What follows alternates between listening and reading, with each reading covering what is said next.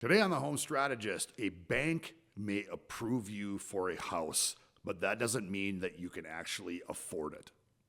There's a big difference between qualifying for a mortgage and comfortably living in a home.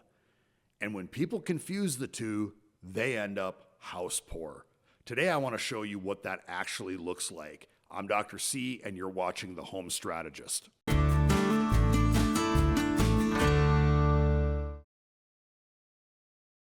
Being house poor means this. Most of your money goes toward the house, mortgage, taxes, and insurance.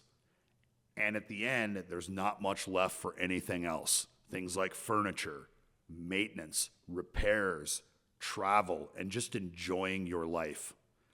The house may look great on paper, but your lifestyle shrinks to support it.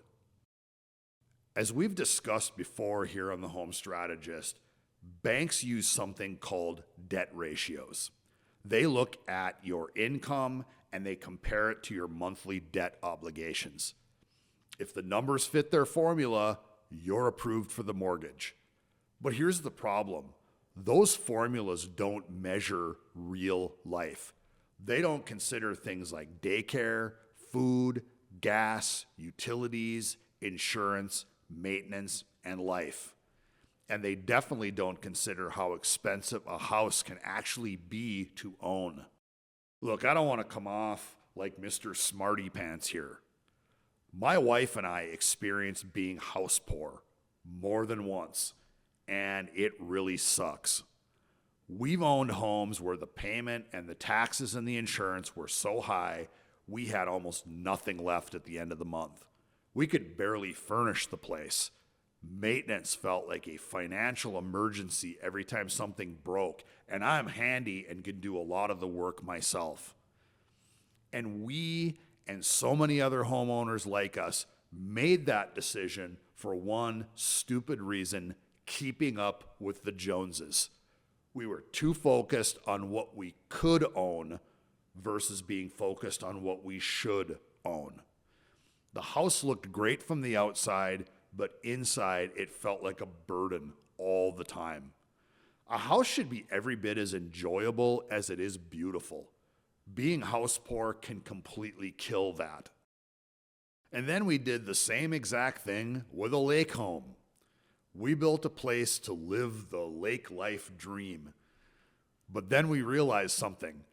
The way to truly live that dream is to have the toys to go along with it. We could afford the house, but the toys were another story. As a result, we had to make do with well-used fixer-upper boats, pontoons, and jet skis, spending too many hours keeping them running versus enjoying them. And that's not to mention the fuel costs and the insurance. So we owned the lake house, but we couldn't have fully enjoy the lake lifestyle. That's a classic version of being house poor. By the way, stay tuned for a future episode devoted to the realities of vacation properties. Here's reality. Banks are not evaluating your happiness. They are in the business of evaluating their risk. Their question is simply, can this borrower make the payment? Not, will this borrower still have money left to enjoy life? That's your job to figure out. Instead of asking, what house can we qualify for? Start asking better questions like, what house still leaves room for our life? Room for travel, savings, maintenance, unexpected expenses, and actually enjoying the home. Because the goal isn't to just buy a house, the goal is to live well in it. Just because the bank says that you can afford a house does not mean you should buy it. Avoid becoming house poor at all costs, because the most expensive house you can buy is the one that takes away your freedom. Thanks for checking out The Home Strategist.